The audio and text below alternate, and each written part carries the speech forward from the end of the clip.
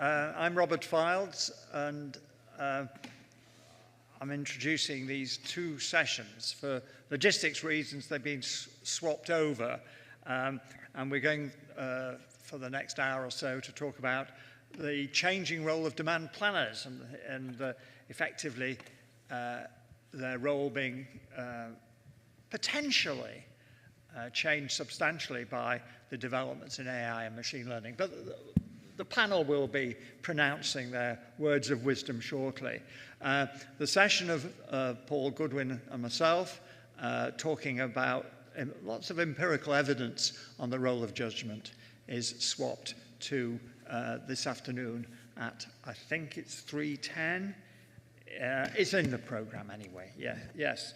Judgmental adjustment, we'll be talking about that, but not in this room, in another room. So I look forward to seeing you then, and I look forward to a stimulating and preferably controversial discussion. And hand over to the chair, Conor. Well, thank you very much, Robert. Hi, everyone. I'm Conor, Head of Communications at Lokad, and I'm very pleased to be joined on stage by an illustrious panel from academia and industry. To my immediate left, Alexander Tikhonov, business and product developer at Lokad. To his left, Dr. Sven Crone of Lancaster University, CEO and founder of iCast. And last but very much not least, Nicolas Vandeput of Subchain. Now, the topic of today's discussion, as you can see, hopefully on screen, I've actually omitted my own name, sorry. Demand planning and the role of judgment in the new world of AI and machine learning. Now, I'm quite confident, given the people involved on stage, that this will be a lively exchange of ideas. And I think any advancements in technology typically raise questions of how those advancements will impact human involvement. So, very much looking forward to hearing our three panelists discuss that. Now, before I get into it, time is a bit of a scarce resource, exceptionally scarce today. So, a little bit of admin, how this section will work. Each panelist will have 5 minutes to present their perspective, relative to the topic. First will be Nicola, then Sven, and finally Alexey. Following that, I will ask some questions designed to tease apart some of the details and the implications of their perspectives. And given how that goes, if we're all still on speaking terms, then hopefully some questions from the audience. What I will say is hopefully, or rather please, if possible, given how scarce time is, do have some, wood shop the ideas before the mic is handed over, rather than like a monologue followed by a question mark, please. But with that, I hand over first to Nicola. Please, your perspective relative to the topic. Thank you, Conor. Hello, everyone. Great, I have the slides. Perfect. So let me introduce to you the vision I have for demand planning excellence at the age of machine learning, and how basically you can, for supply chain demand forecasting, integrate machine learning together with human enrichment. So you have 4 steps on the slide. Let me explain that. The first main thing for me is to see demand forecasting as an information game. So basically what you want to do, what it means is you want to collect as much data, information, insights, however you call it, about future demand. That could be your promotional calendar, how much advertisement you're going to make, point of sales data, inventory located at your client, orders you already got from your clients in advance, all of that. And it will be different for some industries, that's totally fine, but basically my point is the first step is find information about what's lying ahead. You are a journalist, a reporter, a detective, go and find this information. Now, once we have all of this information, data that can be structured needs to be fed to machine learning. And you want to create a machine learning demand forecasting engine that is automated and bulletproof. By automated, I mean that it's a tool, it's an engine that does not require any manual modification, review, or fine-tuning by human. It's done by maybe a data science team, or it's done automatically. So it's fully automated. Bulletproof means that your machine learning engine needs to react to most of your business driver, namely promotion, prices, shortages, maybe advertisement, maybe the weather, things like that, holiday, and so on. So it's bulletproof to most of the business driver, and it's fully automated. You don't need to touch or review it. Once you have this, humans, so demand planners, can still enrich the forecast based on the information they found that are not included in this model. So let's, for example, imagine that they call your client, and one client said, well, it's really, really a tough time. I will not order this month. The client will not call the machine learning model. The machine learning model is not aware of that. The planner is, so the planner should review the forecast and enrich it because they know something that the model is not aware of. Final step, forecast value added. This is an absolutely critical step. I would even start with this one. It means that we need to track the added value of everyone in the process. So we need to track the forecasting accuracy before and after the enrichment to ensure that over time, their enrichment adds value. Of course, everyone can be lucky or unlucky at times. That's totally fine. Not every single enrichment will add value. But what we want to prove and to show over time is that, in average, these enrichment add value, so it's worth our time. Voilà, that was my vision in 4 steps on how to integrate machine learning and demand planners. Well, thank you very much, Nicolas. Now I'll hand over to Sven. Thank you. Yeah, thanks. Sven Crone from Lancaster University, assistant professor there with probably almost 2 decades of research in AI and forecasting. So I'm completely biased towards AI. I have to say that up front, right? I've been trying to get AI to work in forecasting for many, many years. So just that you're aware of the fundamental bias. At the same time, we spun off a small company there where we've been trying to help large multinational companies leverage new technology. And looking back at those decades, it's excruciatingly hard, right? I think we have to address today, hopefully on the panel, some elephants in the room. While the vision has been there for many years, or we can replace statistics with AI, we can replace that with statistics. Actually, we've not been terribly transformative when it comes to looking at the demand planning processes, I think. So that's my fundamental bias when we're looking at this. Some of the experience I can share is that I've trained a lot of demand planners in trying to get them to appreciate some of the exponential smoothing algorithms and ARIMA algorithms out of there. I can tell you that is not a pleasant exercise. So they're slow to adopt to some of it. It's a pleasant exercise with the demand planners, but it's very hard to get them to accept some of the simpler technology. So I think we'll later on talk a little bit about what happens if that technology gets even more advanced and people have to interact with it. But the current state, roughly 10 years ago, there was very limited use of AI, although neural networks have been around for the better part of 60 years, right? Going back certainly to some of the early innovations, certainly the 1980s. But adoption has been comparatively slow. In the last 2 or 3 years, we regularly do surveys at practitioner conferences. We were just speaking at a practitioner conference, the ASCM, together in Brussels, and we did a survey in the audience, and we asked how many people are actually alive with a proof of concept in AI and ML, and roughly 50% of the audience were there. So that's up from 5 to 10% 10 years ago. Now 50% are doing a proof of concept. They're not in production yet, but quite a few are already in production, and we saw some great companies here already that are trying this out. You know, Sanofi is in the audience and a few others, so really interesting case studies. But what's also striking is that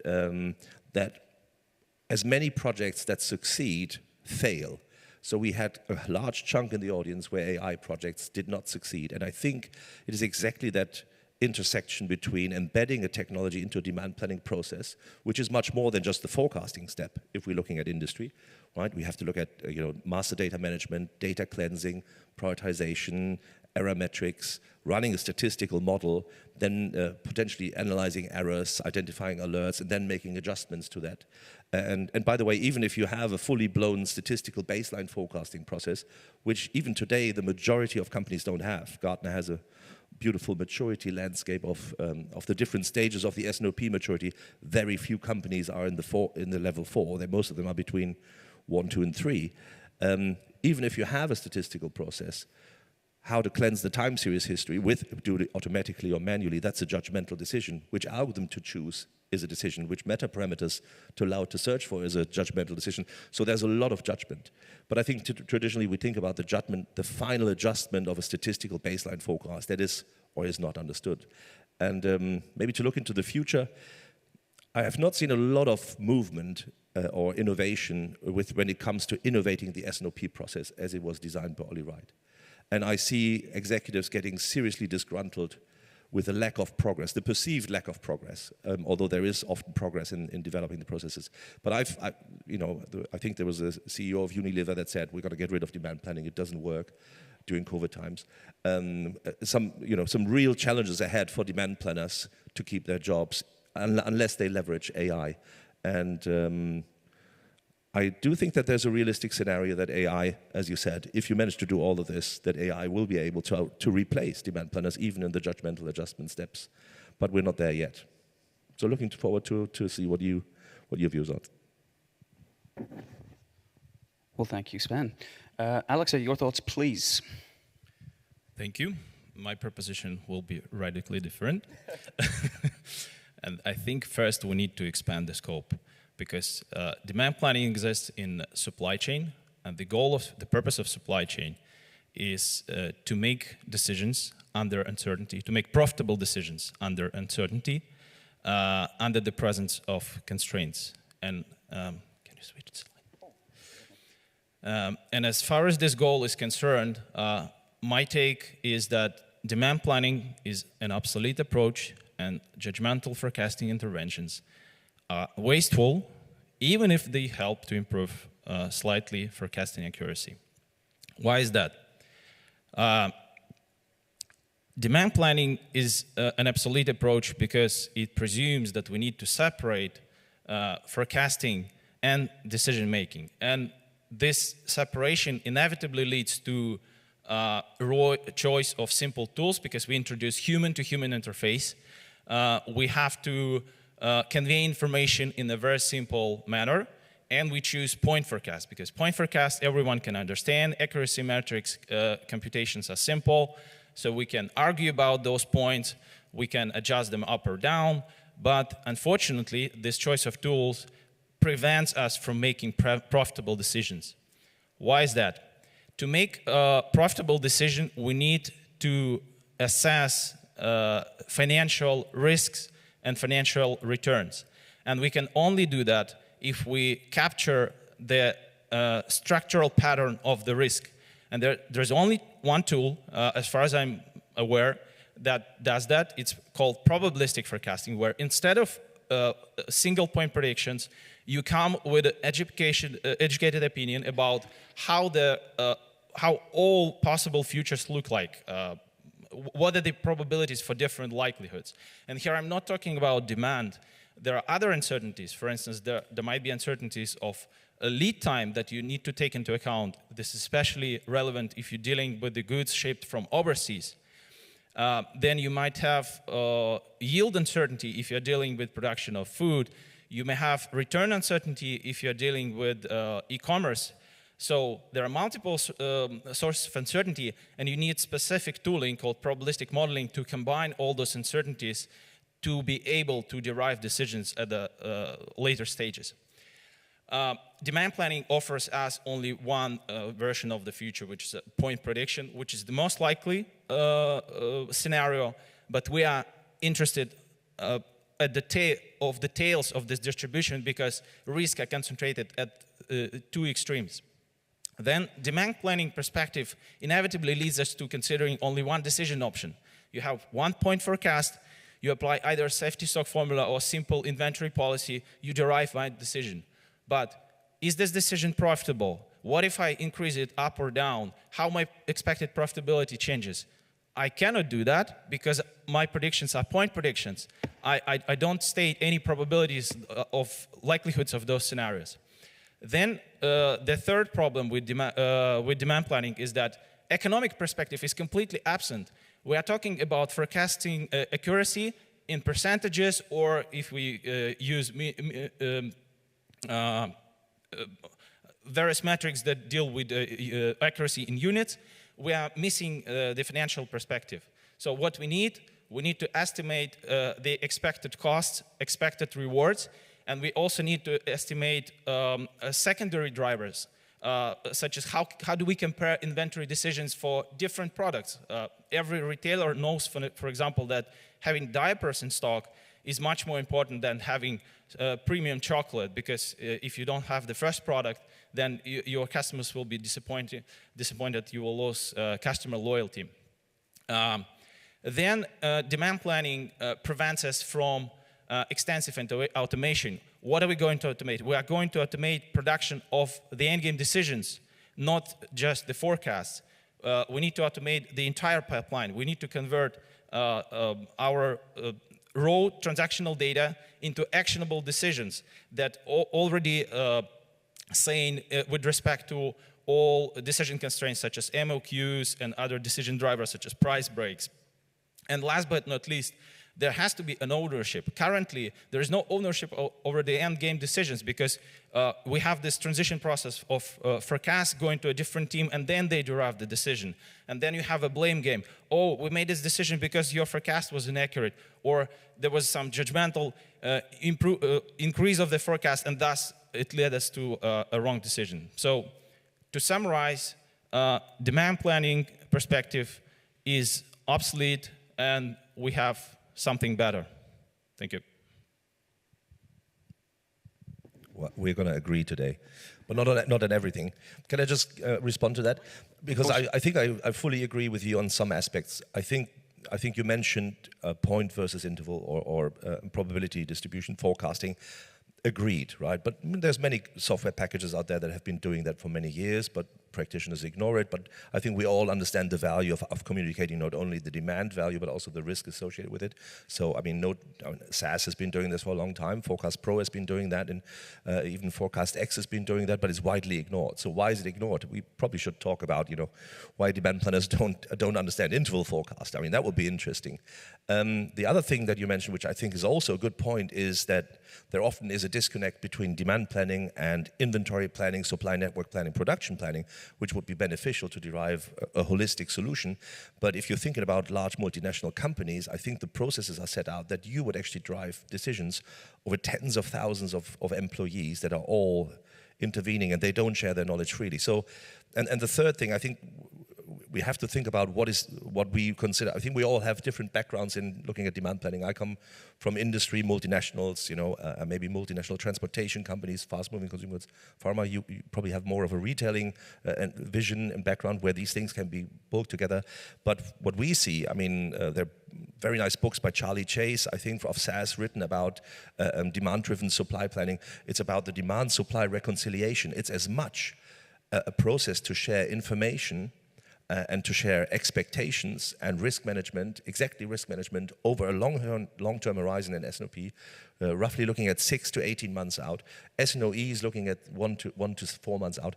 And it's that information sharing that can also be invaluable, irrespective of what the final one-number forecast is. So I don't disagree that some of the things we have to come a long way when it comes to the integration of decision making, but I think demand planning shares more than one purpose. But I think in the interest of things, we're looking at automation, right? Today, maybe AI is used in the context of automation, and we're looking at accuracy predominantly. But very few people actually look at information sharing. There's a few interesting papers on robustness of forecast. I mean, what happens if you change your forecast all the time with a very reactive machine learning model, and production planning just goes crazy because they sum it up over the lead time, and you get your overstock or your understock, and you introduce production orders. So I think if we can focus maybe on the demand planning process and the contribution of forecasting in demand planning, because the other stuff is supply planning and network planning, production planning, right? But that's going to make our discussion harder.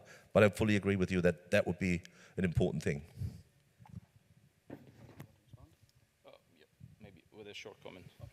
Yeah. So my take was not that we need better information sharing or better forecast. My take is that we need to automate completely the decision-making part. We should not let supply chain practitioners be involved in the forecasting process, because supply chains are immensely complex. We are talking about companies even if you take medium-sized companies, 100 million in turnover, in retail, they will have tens of thousands of SKUs, hundreds of stores. You multiply one by another, and for every SKU location, you have to make a decision daily. Even if you have predefined decision cycles, such as, I make this decision once a week, you better still recompute those decisions on a daily basis. Why? Because human bandwidth is limited. You need computer to be checking, like, okay, if there's a spike of demand, I better know it before my usual decision cycle, because I expect demand to be, you know, more smoother. So you need to reproduce those decisions on a daily basis, even though the vast majority of those decisions will be trivial decisions, which is, we are not making a purchase today, you see? So the human bandwidth is very limited, and when we talk about sharing information between humans, we are wasting time. We need to automate as much as possible. We need to be capitalistic. We need to build assets, decision-making robots. Then only we can get profitability out of supply chains. Would you mind just going back to my slides for a minute? I'd like to Absolutely. to structure that. So I'll start from my framework, and I would like to make it even more extreme to continue the discussion from there. So I think we all agree that we only make forecasts because we want to make great decisions. And we would say, well, maybe this type of forecast would be better, this type of forecast, this granularity, this horizon, probabilistic, point forecast, and so on. But we all agree that we make forecasts because we need at some point to make decision. Now, why are we so inclined towards automation, all of us here?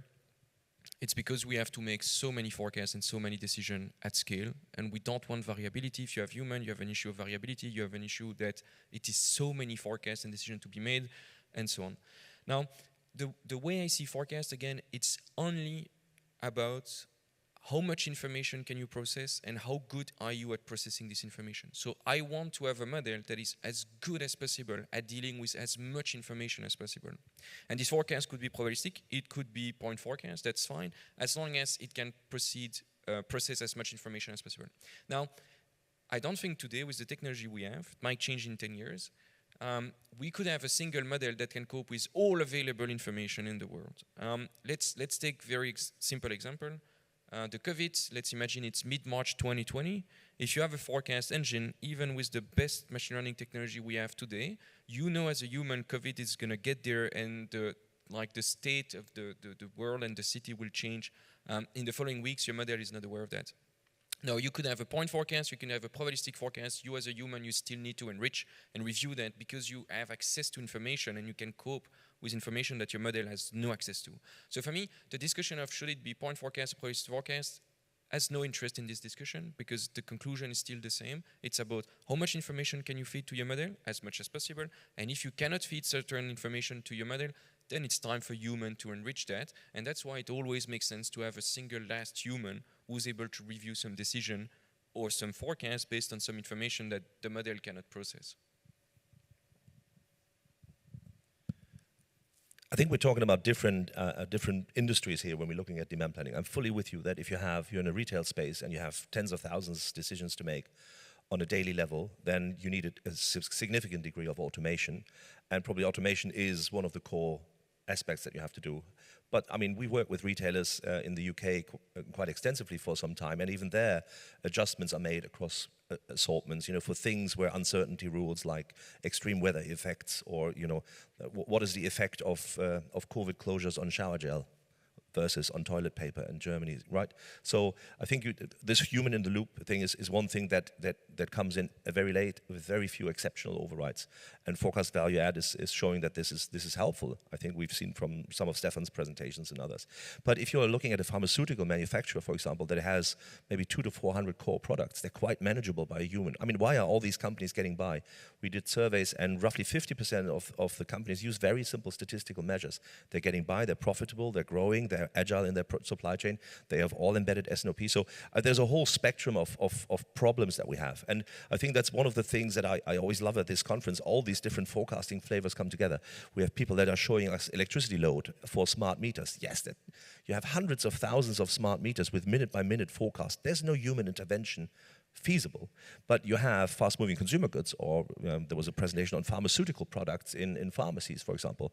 In a retail space, it's manageable, but it's tedious, and probably if you make many decisions with a big team, you can get it wrong more often. But if you have very few important A items with that you understand really well, let's say in a pharmaceutical company, we looked at vaccines, for example, that are well understood. I think so. There are different flavors of demand planning, right? what we're doing in forecasting is as heterogeneous as products and markets are. And that's the beauty of it, right? That's why we all sit at the bar and we talk about forecasting, we talk about completely different things. But I'm fully with you. So if we talked about retail space, I'm sure that automation is feasible, right? The inventory decision together with the forecasting decision is much more feasible than if you're maybe looking at spare parts planning for a nuclear reactor, who are also doing demand planning, by the way. But okay, we agree to disagree that the world is big enough for all the different software packages as well in order to have specialized solutions. That's why big companies like SAP have specialized solutions for retail, and they will work different than for consumer goods and pharmaceuticals and industry or for other areas. So I think we do agree, just coming from different points of view. Alexey, do you wish to comment? Yeah, just a slight comment. Yeah, I cannot agree with the proposition that people need to intervene in the forecasting process. Where people can add value, they can add value at the inputs of this decision engine to clarify data semantics, to bring more data, to explain engineer who is crafting all those algorithms or decision engine, to explain how the data are used in business so he has a better comprehension of the picture. And then they can add value at the end, checking out the decisions that decision engine is generating and find out those insane decisions or inaccurate decisions in their opinion. And then revisit this numerical recipe to find out what's wrong, what are the assumptions that are wrong, why is it making wrong decision. Because if they intervene in between, they touch forecasting or their override decision, this is like your resources are being consumed instead of being invested. First and foremost, you need to look at the ways, how can you improve this robotization? Because if you do it manually, you are wasting time. And you should start from decisions, by the way, not from the forecast. Because what if I had MOQ of 100 units and you came up to me and said, oh, now I have better forecast. Instead of 50 units of demand, there is a 55. Well, I still have MOQ. So from my perspective, both forecasts are kind of irrelevant, despite the fact that, yes, one is more accurate. I'm still making the same decision. And the fact that you invested more resources in producing more computationally expensive, potentially, forecast that is more accurate, you achieved better forecast accuracy, but overall, we are in net negative situation because we are still producing the same decision while investing more resources. So that's why I'm against touching, the steps of the process manually. Revisit the whole recipe in order to improve the automation, to make it more robust, more reliable, more sane. It's just a pity we didn't have the discussion from Robert and Paul beforehand. We were probably in the afternoon looking at forecast value add, because we have a lot of evidence that on top of advanced statistical methods, judgment can add significant value on top. And I think the question that was coined here today is, can machine learning overcome the value add of statistics and judgment on top? Or is it the same? And then I think the total cost of ownership question is a good one, right? Which one is more efficient? I'm pretty sure Nicolas has lots of examples that you've mentioned before, or you reported, where you are actually automating the whole thing and is adding more value than actually doing judgmental adjustments. But yeah, let's move on to the next question, maybe. Yeah, well, actually, it's more of a segue, which is still actually a transition of a kind. It's to push forward to, I think, actually what is the foundational question, because listening to you, there's almost like an instrumental disagreement here, but there's an overall agreement, and it's actually, I'm going to come to you, Nicolas, first. Something you said earlier, you said, and again, forgive me if I misquote, I'm paraphrasing, we use forecasting to make better decisions. That means that forecasting is instrumental in a larger process, which then raises the question, where does the value reside? Because if you're using forecasting as a tool to accomplish something larger, where is the value there? Is the value in the tool that builds the house, or is the value in the structure of the house? The house would be the decision in that analogy. So I think you have two important questions with forecasts. The first question is your forecast accurate or not? And again, we could have a debate on how do you measure accuracy. Very interesting debates. Not the point today. Let's just imagine, first step is just to assess how accurate or good is it. The second question is, well, based on a given forecast, how good is your company at making the right decision? Now, unfortunately, the team doing these are different teams with different inputs, different outputs, different KPIs. I would not, from a supply chain point of view, we could discuss about an ideal dream world, but in a real world of supply chain, I would not blame forecasters or people making the forecast engine for bad decisions or for decision-related KPIs because they have no action on that. At the same time, you could have very, very bad forecasts, and you have the decision maker that either got lucky or extremely good at making good decisions despite bad forecasts. So you might get some very nice KPIs, business KPIs. Again, we could discuss what KPI is relevant or not. But we could have it in both in different directions. So for me, when I want to evaluate a forecast, I would not look at the business outcome. I would look purely on forecasting accuracy because I know that business outcome can be driven by so many other things that are totally out of the hands of whoever makes the forecast, machine or human. Now, what's very interesting, and I simulated that for a few clients, is that depending on the quality of your forecast, again, we could debate on how we measure accuracy, but depending on that, and especially depending on the bias, for example, are you very positively biased under forecasting, or do you have a tool that's properly calibrated? I hope so.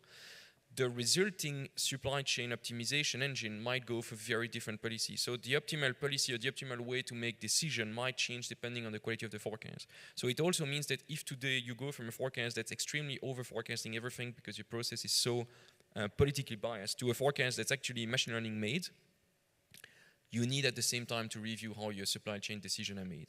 Because supply chain decision-making process, tool, engine, people rely on the fact historically that the forecast was always 30% too high. So if you change that, now you also need to change supply process as well. So both needs to be integrated, but from a supply chain point of view, I would evaluate KPIs independently as much as I can. Thank you. Sven, your thoughts? Just to reiterate, the question again was, if forecasting is a tool for accomplishing something else, where do you ascribe value, or where does the value lie there? Is it in the quality of the decision or the quality of the forecast? Define those however you please. I think we already touched upon that. So for me, demand planning, or going with the Gartner definition of demand planning and the Oliver Wright process, we're looking at from an industrial point of view, take pharmaceutical industries, consumer industries, they're normally looking at much longer horizons than what you're looking at, right? They're looking at saying 6 to 18 months out. Right? The expensive decisions are the strategic ones. You identify long-term plans, you identify forecasts, you do gap closing activities, you try to reconcile supply and demand on a much longer horizon. You don't have promotional information, you don't have weather information, you don't have disruption information. So this goes very much into scenario-based planning and end-to-end planning of scenarios that have to materialize into some inventory positions. So that's a long-term position. If you're looking at, I think, the majority of industry still have a 3-month frozen period, right? I mean, so that we're looking at the time frame outside that. S&OE, on the other side, which has recently been embraced by Gartner, looks at this very differently. So there, for the long-term horizon, I think transparency, communication, those are important things to brace yourself for, changing budgets, realigning budgets, reconciling volume value. It's a very aggregate process, right? You're looking at high levels of the hierarchy, you're looking at markets, you're looking at channels, but you're not looking at individual products, right? Then you're down in the basically in the day-to-day work, and that's S&OE. And in S&OE, I agree. There you have automated decisions, standardized decisions. Accuracy is an important thing. Transparency is still important, I think, which was often overlooked, or robustness. But I think 85% of all presentations at this conference are talking about accuracy. There's this whole session about robustness, which is good to see. But I think the most important innovation to measure the whole process is forecast value add. I mean, that is really, to take the individual constituents and see how they add value. That's a very management-focused view, right? Because you want to invest resources in where you add value. Unfortunately, it doesn't embrace things like master data management, right? It's hard to measure that. It doesn't embrace things like data cleansing, which I think is instrumental in order to get anything done in statistical forecasting. And it looks at the very end of this, towards the human. But we have a hard time measuring value add because as a forecast accuracy, typically cost-weighted, volume-weighted, just to see on aggregate, are they making the best decisions with error metrics that the academics would not touch. But what they're looking at really is what is the value add. But we have a lot of demand planners that actually make a choice for a statistical algorithm in the tool. They can override the choice, but that value is attributed to the statistical algorithm, right? So I think there's a lot of value in judgment today, and it can be measured. And I think the majority of companies have taken that on, and value add is a good tool to that. And again, I'm looking at the long term and much less at the short term, where inventory performance should be linked and so forth. Okay, thank you. I think when we talk about forecast accuracy changes, improvements potentially, and we relate to forecast value-added process, I think we are confusing the terms, because the better name would be forecast accuracy added, not value. Because value, when we talk about value, for me, it triggers financial perspective immediately, and financial perspective is driven by decisions. Results of your business depend solely on the decisions you make and how well you execute these decisions. So there's nothing else involved in this perspective, only decisions and how well you execute them. And when we consider decisions, like for instance, I have forecast number one, it leads me to making decision A, and forecast number two, it's more accurate. I know by how much, I know the accuracy difference. But the question, is this different forecast, more accurate forecast, leads me to a different decision? If not, then it's wasteful, despite being more accurate. So despite, apparent better value, the net negative, we have net negative from the financial perspective. And then if the decision is different, how do we evaluate that this decision discrepancy, like the change, like swiping from decision A to decision B, how much more profit we gain in comparison to the difference in the resources investments? For me, it's an open question. We can use both forecasting models to evaluate the potential returns of both the decisions, but it's a still matter of speculation because we don't have two alternative universes to test out two decisions. We finally have to pick only one. And then even more, decision value does not solely depend on the forecast per se. There are other considerations such as like decision drivers. Case in point, we work with Air France, their MRO wing for spare parts, for aircrafts. And just recently, so we've implemented decision engine with them. And just recently, there was a large purchase triggered by a robot purchasing several, like dozen, I believe, auxiliary power units for an aircraft, which is like, overall it's several million euros, triggered by a robot. And people like, oh, they go crazy, like, oh, it should be a mistake. But when they started to inspect, it turned out that somebody on the other side made an error and set the price quite lower than the average price on the market. And the decision robot picked up on those and immediately implemented execution orders. It has nothing to do with forecast accuracy, but this decision has enormous value. So you see, there's like, we are focusing on forecast accuracy, but there are so many other things that can influence the value of decisions. So I think when we talk about monetary value, we should not only focus on the forecasting. We should look at the entire process of how we deriving decisions, what goes into consideration, like what is our decision process? Which things are important, which things are of a secondary concern? Just to, I do agree, and you mentioned that before in the first round, that there should be an inventory decision and then you should evaluate it on inventory decisions, or and I think, to be fair, in academia, the majority of people have, the whole range of journals have taken this as good practice or as minimum practice. So if you're looking at the journals in the production economics, and you're looking at ISER, I mean the Inventory Society, that is good practice. You'll see I've seen quite a lot of presentations from academics here that actually measure the decision cost on trade-off curves over service level and lead times, and actually do give the inventory cost associated with it.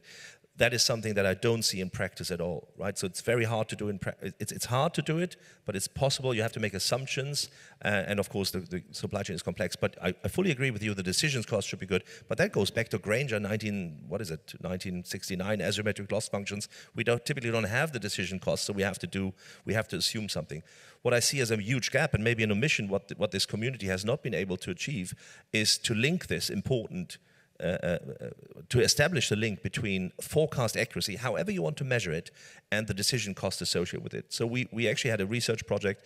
There's very few companies. Johnson & Johnson has released that in the past. So 1 percentage point in forecast accuracy, typically it's weighted, cost-weighted MAPE, equates to $8 million in finished goods inventory and distribution center, expedited production costs, and so forth. So they had a whole line how they established this. We recently presented something where we did a bottom-up simulation with TESA.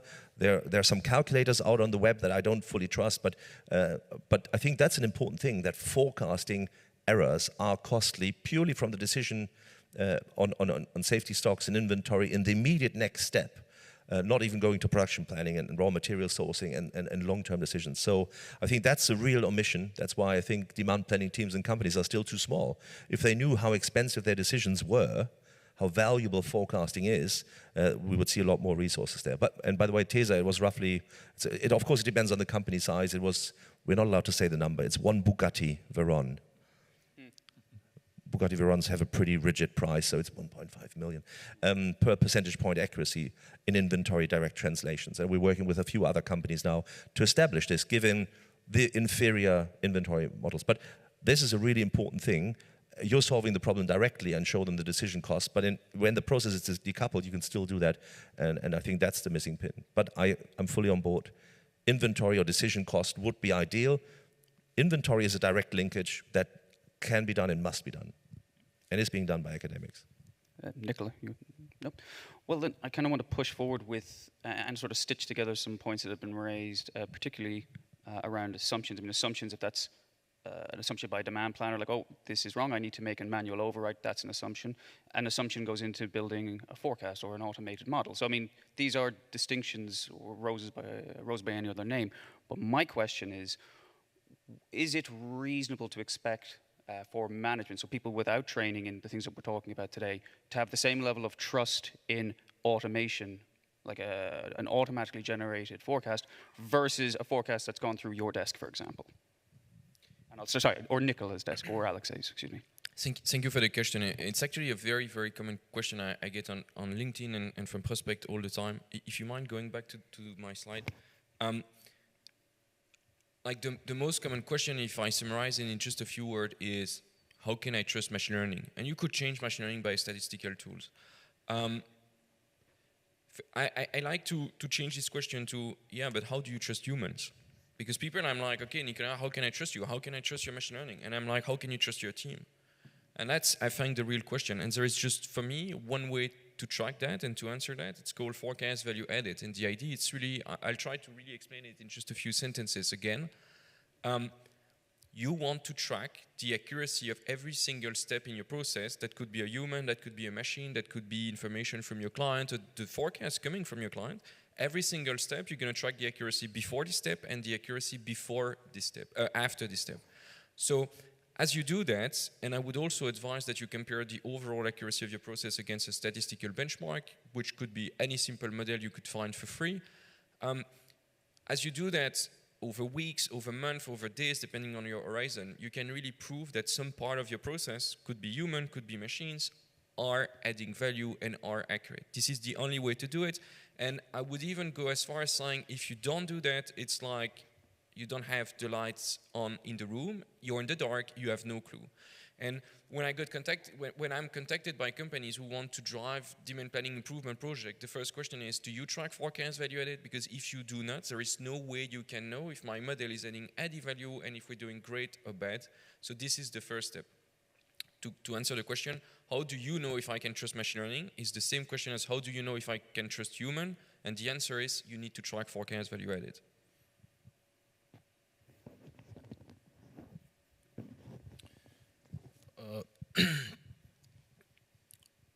I think, again, switching to the decisions, because how can I trust forecast?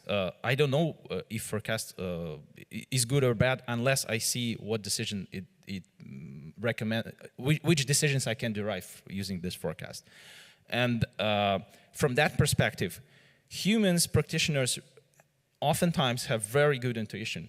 If you produce insane decisions, they will point out and they will tell you why. Like, if your purchase order is too large, they will tell you what it should be, what was the ballpark for good purchase order, and why they think this way. So tracking forecast accuracy, yes. Having humans in the loop of like doing judgmental forecast overrides, as I said already, this is wasteful.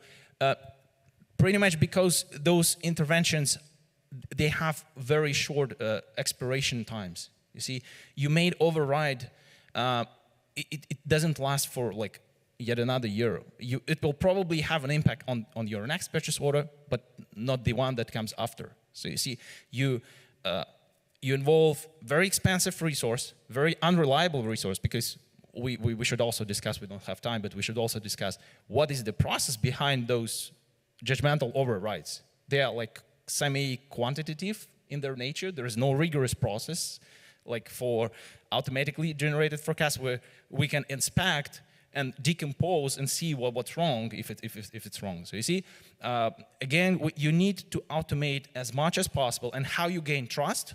Well, in the same way, like you trust your weather application. If it produces consistent forecasts, if it says there is a high chance of raining, and yeah, most of the time it rains when it says it will rain, or different technology like spam filters, like think of when they just were introduced in email clients. We were checking the spam box very frequently because the percentage of misclassified emails was quite high. Nowadays, I only go to spam box when I know a person who is not yet in my contact list send me an email and I have not received it. And I go, and yeah, it's there. And I click, it's not spam, and it will never go to spam. You see, so trust is gained over time, and you need a process, we call it experimental optimization, when you fine-tune this decision engine. Once it starts producing sane results, all you need to do is to track the metrics. Yes, you track forecast accuracy. If it changes drastically, you need an engineer to inspect with practitioners what's going on behind the scenes, but you should never touch, you should never manually intervene into this decision pipeline. You want to fix what's broken and then let it run. Pretty much like you do with machines. You do maintenance, and then you drive your car. Yeah, I think trust is an important question, right? I mean, it's not that, I think looking back at the last 10, 20 years, a lot of companies have tried to go live, for example, in the context of forecasting, with statistical forecasting. And why is there such a skepticism? Why have so many companies started and stopped it, started and stopped it, started and stopped it? We all know about overfitting. We all know how we run these sandbox experiments with all the future variables, where you have to be really careful designing things in a proof of concept, then in a pilot study running side by side, rather than burn this. And indeed, the majority, I mean, with so many degrees of freedom and meta parameters and so many leading indicators that can just leak into whatever, some decomposition, it's very, very easy to actually promise a level of accuracy that you do not see materialize afterwards. We've promised some accuracy, and then COVID hit, and the management didn't understand why we're not achieving that level of accuracy. To us, it was clear, to them it was not. But I'm saying, you know, trust was lost. Trust was, I don't think generally, technology acceptance is a topic in information systems, right? Technology acceptance is a big problem. There's whole conferences analyzing how you can convey this. And I think one way is it has something to do with the general acceptance of technology. Like, you know, most of us will be skeptical if you get into a driverless car in San Francisco, at least the first couple of times. Maybe not, but maybe in 20 years, everybody will be happy with it. So that's what you said, you know, the usability, you see nothing happens and so forth. And that's how you can build up trust. You also have to communicate things. But I don't think the answer is explainable AI. Everybody goes on and explain the algorithm has to explain itself to me. I mean, I've tried hard to explain what a gamma factor of 0.4 does over 12 seasonal indices that change over time. Right? No manager gets that, but the manager at the top has to have, he has to make the decision finally, does he trust this significant investment into inventory? Does he trust his team to be working effectively and efficiently? And I think for that, we've lost a lot of trust with statistics, possibly with some inferior software implementations that did state-of-the-art at the time, but they didn't, some of them over-parameterize, in-sample, one-step, lots of evidence here on model selection. So, and a lot of these innovations have not been taken up, but rather by younger and innovative companies. One step in between that we've seen work to build up trust in medicine. For example, there's an incredible case study on detecting breast cancer from images. And the machine, or the algorithm, was significantly more accurate, a much higher true positive rate, much lower false positive rate, with incredible costs to individual lives associated with it.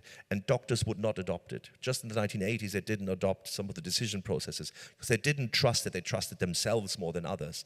And Paul has a beautiful presentation on heuristic biases and so forth, overconfidence. And there's Nobel Prizes awarded why we are that way, why we don't do it.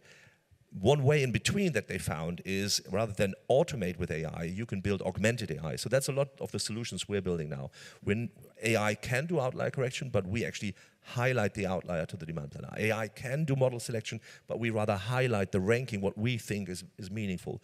We try to explain what we see in the data. So we think this is highly seasonal and it has a disruption. So this augmented thing, also for medical doctors, it basically was, rather than giving you a classification, it actually highlighted on the picture where the cancer is probably detected.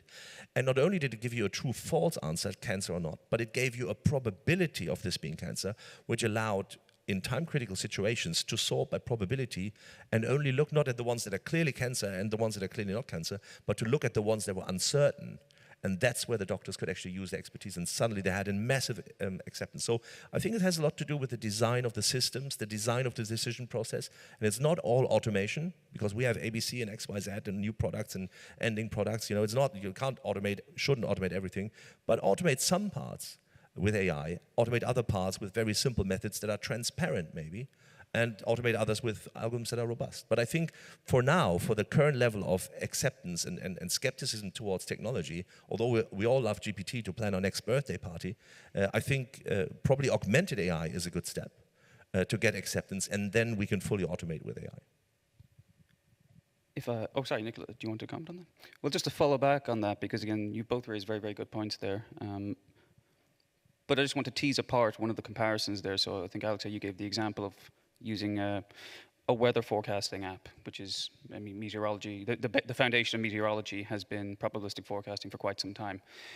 And then you compared it to an autonomous vehicle, or at least indirectly compared it. And I think we'll take that and just try and paint a question. So to use Alexey's example, if everyone in the room were asked, you have to take a vacation next week, your only destination is Bermuda. The weather forecast says it's going to be a tsunami next week. Are you going to pay your own money? Are you going to financially invest your time, effort, and energy flying to Bermuda? Most people would say no. Now, take that exact same perspective, which is finance and probabilistic forecasting, put all those exact same people in a company and say, here is a prioritized list of rank-adjusted, risk-adjusted decisions that was generated by an algorithm. Oh, no, absolutely not. I don't trust that. So, again, is it selective lack of trust? Your comments. If I may, I could make a short comment. I think that the true issue with human resisting adoption of new technologies in general, when we talk about automation, is fear of becoming irrelevant and displaced. And actually what happens usually is quite the opposite. Yes, we automate some parts where humans are just not financially efficient. Like, for example, we used to have translators for multiple languages to translate our own website because we publish a lot. And cumulatively, we probably spent like something 400,000 euro over the several years. And now, whenever we publish anything, it's translated through LLMs. We have prompts that take markdown page as an input and produce markdown page with all the markdown syntax, shortcodes, everything remain intact, and only relevant parts being translated into other languages. Costs have dropped immensely, like 2 orders of magnitude, 100 times cheaper it is now. So should we, and yes, sometimes we find occasional misinterpretation, but you can still get the point. Like, is it worth to pay 100 times more to a human translator? No. Now, do we still need human translators? Yes. Like, if you want to craft a legal document, you better use a human translator, because a single word, single comma, may cost you a tremendous amount of money. So, do we need human translators? Yes, we still need them, but in the different areas. And probably there will be a more need for human translators in this legal field than it was before. And same applies to supply chains. For example, there are entire areas which remain intact because of lack of available human resources. For example, very often when you want to pass an order, you don't know upfront if there is an MOQ. So you need to retrieve this information. You can use humans. You can use a copilot as an AI, but you still need human to retrieve some information that is poorly structured to feed it into your decision engine so that it produces decision that is compliant with the NMOQ with the first round. So I think we still need humans just for different types of tasks which will be evolving. I think you mentioned an important part when it comes to the acceptance of some of these machine translation techniques, because they've been around.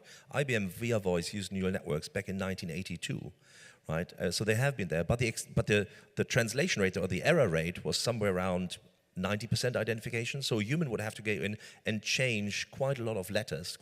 Every 10th word would be wrong, and that meant it was unacceptable because it was below a threshold that was deemed good enough. And now if you're getting this accuracy towards not necessarily a human level, but you get it above a threshold, then you suddenly have a massive adoption of technology. In forecasting, we're quite guilty of that because we have, I've seen implementations with, careless use of multiplicative models on time series with zeros. And if you have 10 examples over 100 time series that explode once a year, you have zero acceptance because the trust is gone, right? So you actually have to get to robustness in order to allow automation to take place. So I think it's a good point, and we have typically tried to build accurate models rather than robust models that don't work well. So neural networks always have this, also I think we're all biased because we're adopting to technology, not as much as my younger brother, for example, who just loves technology. So there's an age decision there as well. But what drives trust, I think, in a senior management board meeting, I know one very large software company is actually actively looking at LLMs. And there was a recent decision made. I think Eric Wilson of the IBF, the Institute of Business Forecasting, has a blog, and they're quite outspoken about AI not taking over the demand planning process and everybody will keep their job. But recently there were examples where actually in a boardroom an LLM trained on a majority of the knowledge that was fed in, the promotional information, the disruptions, the supply chain, and in the end there was a forecast and the CEO asked the LLM why this was the case, and people had different views. Marketing had a different view. Finance had a different view. The LLM was the only one capable of giving a comprehensible argument why this is the right number. And I think there's another. I forgot the bias that is there. But if you can tell a salient story about things, right, people will trust this. And so this also introduces trust, even if it's wrong, right? But so I think. Being able to argue why that's the case. For a demand planner in a context, 1,000 products, you're sitting there with the CEO to argue comprehensively why you think in 6 months it's going to be twice the amount. You don't remember. You've been busy working all month on all these numbers, slicing and dicing them up and down, translating them to value and then getting top-down per channel adjustments. And then in the end, you have a number that comes out. But the LLM was able to argue for that. And that's, I think, where we will probably see, who's going to say that an LLM cannot read all the sales and key account meetings, he cannot get all the funnel information in, he can justify the funnel, he can align that with supply values and can actually come up with an adjustment that is better than a human because it can just handle much more data. I think that's where we might jump over the trust and then we just go directly to accuracy. But there is evidence that these can provide trust because they can finally explain what's going on. So I see an interesting question, and then I think we finally found a subject where I would disagree. So the first thing I would like to tackle is change management regarding adoption of machine learning for forecasting. As with any technology, you have people who are totally opposing that, and you have some people who are more in favor of it. And I see it on LinkedIn each time I post. I always get a few people on the same side. This is never going to work. I would never do it. You know what? I just stopped trying to convince them. That's fine. Just stay where you are, and I will be working with people who want to make better supply chains. Now, I've seen multiple clients. I've seen great leaders. I've seen average leaders. I've seen poor leaders. To me, if you want to successfully implement an automated process, and we can discuss machine learning and demand planning, but we could discuss any process. You need, as a leader in the room, to give a clear vision for everyone in the room what is going to be the role in the future. I'm going to go back to demand planning, but then again, this would apply to any process. If you say to your demand planner, your job, and I pay you to change, do forecast, and modify and tweak the models, that's what people are going to do. And it needs to change. It needs to change to your job is to make sure that the data that goes into the demand forecast engine is as good as possible, and your job is to find information beyond what's fed to the model, and then based on that, maybe enrich the forecast if needed. If you don't say that, people will keep on modifying the forecast day in, day out, because they would simply feel that if they don't do that, they cannot justify their salary. So again, for adoption, it's extremely clear that we give a clear picture, which is again relates to my slide with insight-driven review and insight collection and so on of what people should do. Now, something I'd like to add is this explainability. I think it's an open topic, and I'm myself growing on that, but I would say that for me, explainability is not required at all. I don't know how my car works, I still use it, and I never try to send an email to Mercedes to say, well, I will only use it again if you can explain me how it works. I would never do that. I don't know how internet works, I don't know how this thing works, I have no clue, I still do it. If a supply chain, I think, relies on explainability or storytelling or stories to use a forecast and to trust a forecast, you will never be able to scale. Because it means that your supply chain and your process rely on the fact that some human have some persuasion capabilities to influence other people to use your forecast because they have a good story. For me, you need to trust the forecast because the accuracy, however you measure accuracy again, is reliable. And over time, it has been accurate, or the decision has been meaningful over time. You trust things, you trust process, people, models, because quantitatively, it's great, not because the story makes sense. If you just go for the story, it's going to be a failure. I've seen myself so many consultants winning projects because the story made sense, and then it never drove any value, because actually once you do the model, it doesn't create any value, but the story is nice. So that's why I would really try to stay away as much as possible, from the story. Further comments? You're under no obligation. On explainability and explainability, understanding what's going on, how decisions are produced, how forecasts are produced. I think I can talk only about what we do. So as far as what we do, this is quite straightforward. We try to approach problems with correctness by design principle, and one of the problems that we know upfront people will have is the lack of trust, because they don't understand how things work.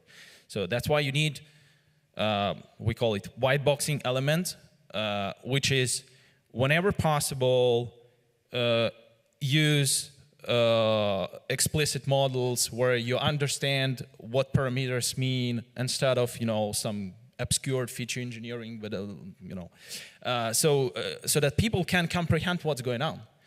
And those models, they are not so drastically difficult to comprehend. I invite audience to watch our submission to M5 forecasting competition. And by the way, team of Lokad was ranked #1 in the uncertainty challenge. And if you watch this lecture delivered by our CEO, Jonas Vermerel, you will see that the model is quite simple, and you will be surprised how with this simple model you could achieve like state-of-the-art results. But yeah, it's possible. So it's not that you have to use like bleeding edge AI to, you know, to achieve extra % of forecasting accuracy. In the end, in supply chain, you want to be approximately right, not precisely wrong. That's why we choose, for example, probabilistic methods, because they can show you the structure of uncertainty. And then when you have economic drivers, you can translate this structure of uncertainty into structure of financial risks. And you can make well-educated decisions that are risk-adjusted, as opposed to just some decisions that are ranked against achieving service level targets. So I think people can comprehend top-level story, like how do you do it and why do you do that? But at the lower level, if they're curious, they can also do that, but it is almost inconsequential. Once you understand the top level, once you see that decisions are sane, why are you willing to go down? Like, for instance, typically people use computers, but they are not interested in memory allocations, like how your random access memory is leveraging the computations. No, nobody is interested about that. Same about computer chips in your car. Like, yes, you have robot maintaining, shifting the gears, but like, nobody is typically interested in that. It isn't consequential. It will not make your drive safer if you know that. So. Well, I was actually just going to ask for closing thoughts. Well, actually, I was just going to ask, because just to round that off, you do seem to agree broadly, the panel, that understanding the how of these methodologies is going to be beyond the scope of most people, if they do not have the requisite training. The what, like what is happening, be it greater accuracy or be it a greater decision, is comprehensible, because I just said it in a single sentence. But before we go, just maybe 30 seconds to close off, what do you see being the future of demand planners? Because again, I already can kind of guess your response, but in terms of Nicola and Sven, you seem to, and I don't want to put words in your mouths, but earlier you did seem to suggest, well, we're not there yet in terms of complete end-to-end automation from your perspective. Okay, well then, what is the future of demand planners? Will there be a position for them 5 years from now, 10 years, et cetera, et cetera? And yeah, I think looking at the data availability out there and the technology adoption rate, there's definitely going to be a job for demand planners for the next much longer than 5 years, I'm pretty sure.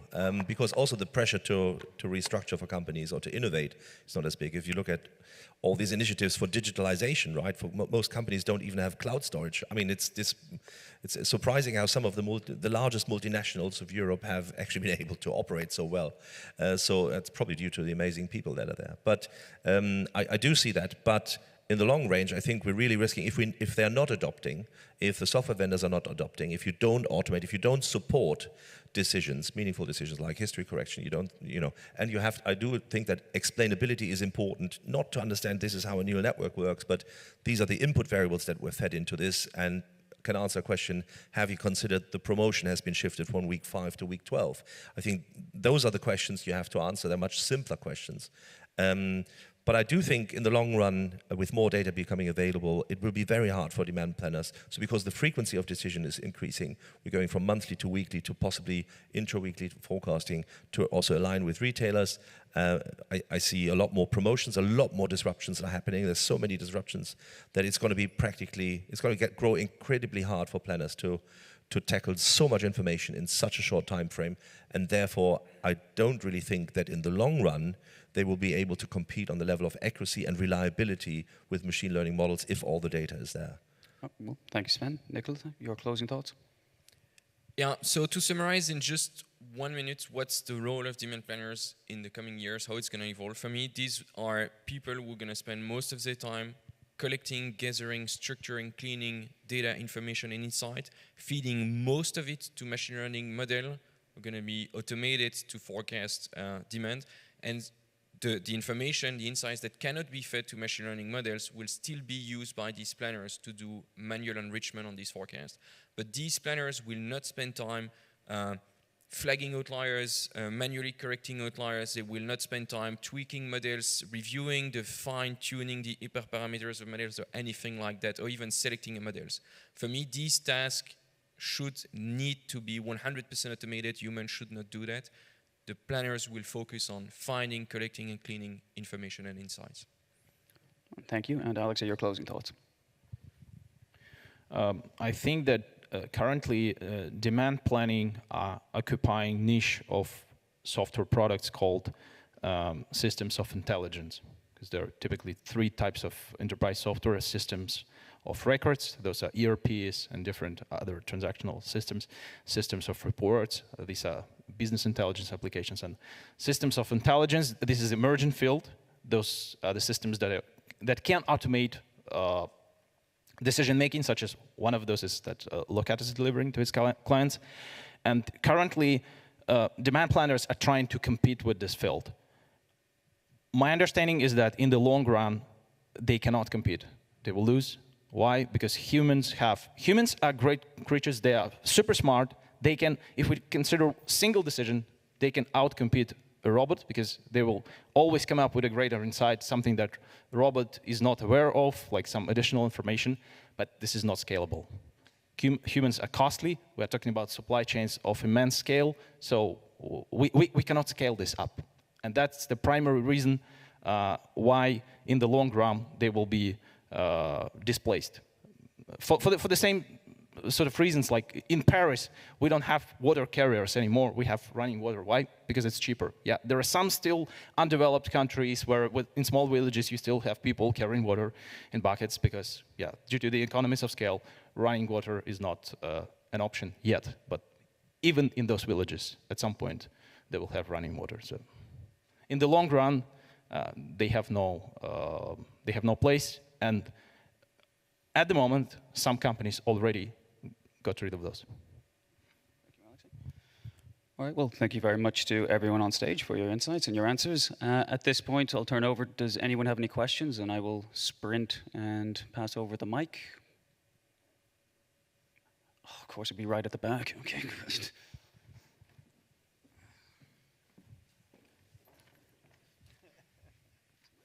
shouldn't be so many rows, Robert. Sorry, whose hands were up? Sorry, I'll go. Thank you, everyone. My name is Bahman. I'm from Cardiff University. I just want to make a very short comment because you mentioned about profitable decisions. I just wanted to highlight, and actually this is a point about what Sven also mentioned about the spectrum. So there are thousands of even supply chains. They're not about making profits. So I think that's important to consider. But also about the spectrum, I think my understanding is the panel was more focused on the supply chain. But there is a whole spectrum of demand planning. I mean, if you think about it, there are millions of hospitals in the world doing demand planning. And actually, they're dealing with 1 or 2 or 3, basically, time series kind of thing. So my question is more about what consists of conditions, or what are the requirements to create automatic decisions, given that decisions are relying on forecast as one input. There are many other inputs. Some of them might be forecast, but majority probably are not. Thank you. Whomever has the microphone may respond. Baman, thanks. I didn't quite get in what context did you say that was, that where you have 3 time series and they're also doing demand planning? So the question? No, just how you phrase this. Who has 3 time series to forecast? Okay, then I'll try to wing it anyway. I think there is hospitals. No, well, no. hospitals have Hospitals of course have a large stock of replenishment, important products like blood, lesser important products and so forth. You know, cancer treatment, medicine. Some of this make to order, make to stock. I think we focused very much. So my background is not in hospital or health systems. We very much looked at the industry side. You know, I mean, which industry, supply chain management, logistics, which is probably defined by Gartner. We're looking at very large multinational companies that introduce these well-defined processes that have been tried and tested, that measure forecast value added. I think you're right. It's probably applicable to many other industries, pharmacies and hospitals and so forth. But I have little evidence on the adoption there. But I think, you know, for the logistics supply chain industry, which is roughly 1/6 of the world global GDP, right?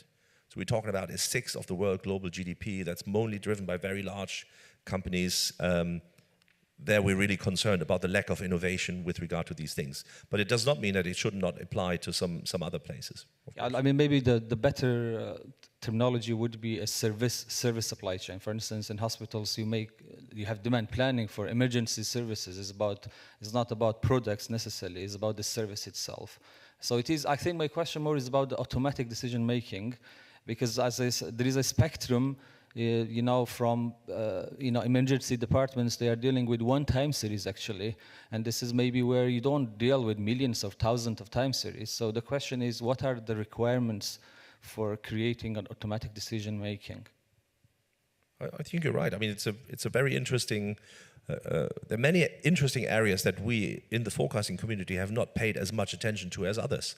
Right? If you look at the 10,000 papers in neural network forecasting, I think half of those are on electricity, right? But very few are on pharmaceuticals. So it's a good point. I think we should pay more attention to the important things. All right. Sorry, not to cut off, Nicola, you can answer the next question, but I do want to hand over to the next question. Hi, thank you for a very wonderful discussion. My question is more on the role of judgment. So my question is, every expert has got different judgments. So there is a pattern of bias generating from human judgment, and there is a pattern of bias generating from the AI or ML models, be it any statistical model. So we have two biases from the human judgment and the statistical models. So how can we incorporate the bias from human judgment into the statistical bias to reduce the overall bias when we are doing demand planning? Thank you. Thank you for your question. It's kind of a usual case where I work with supply chains, and one of the first things we do is to look at historically how has your forecast performed, and we see that they had very high or very low bias, under forecasting, over forecasting.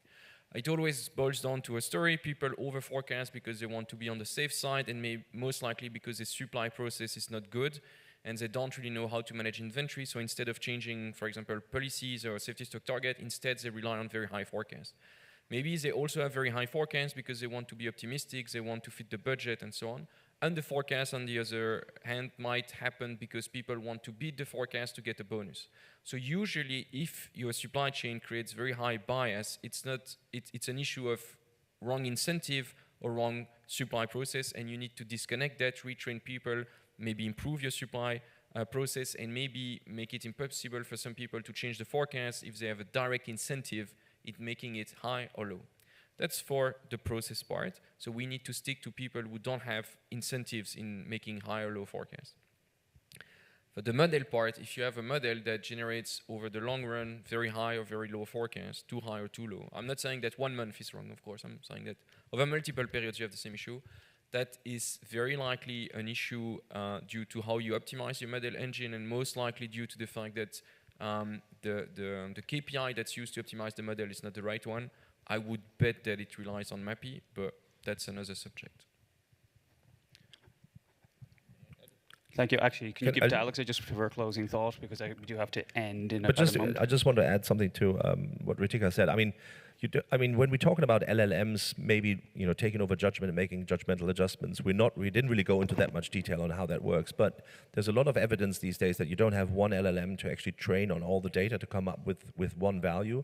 You would actually have personas that you would train these on. You would have a supply chain LLM. You would have a finance LLM. You would have a CEO LLM. You would have a marketing and a key account management LLM, all trained on different data. But often these biases come from different costs associated with the decisions for key account versus supply chain, but often you have different information. And what they actually see can lead to enhanced decision making if you actually have agents that actually then converse with each other and argue for consolidated process. So it's not uncommon to the good practice that we see in S&OP. You will actually see them reaching a consensus, and that consensus is more accurate than the decision of a single LLM.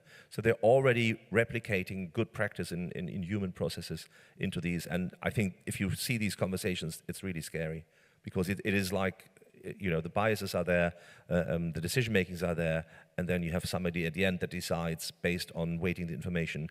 It's ghostly, yeah.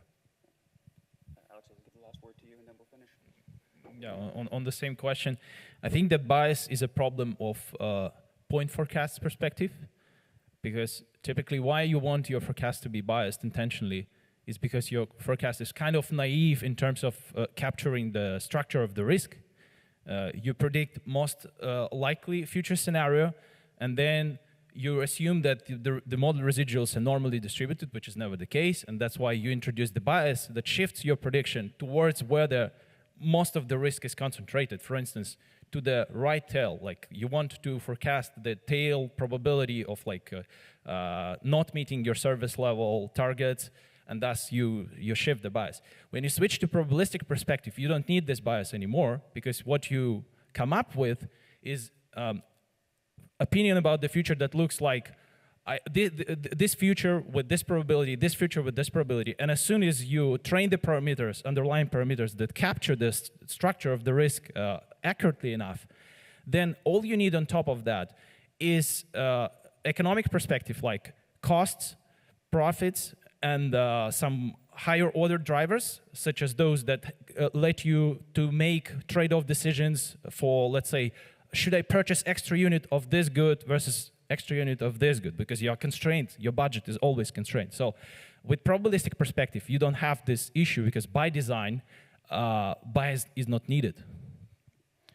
Well, on that note, I'm aware we've now run a little bit over time. For anyone who wants to ask any follow-up questions, we'll tarry by the corner of the stage. But once again, Sven, Nicola, and Alexey, that's your name, right, Alexey?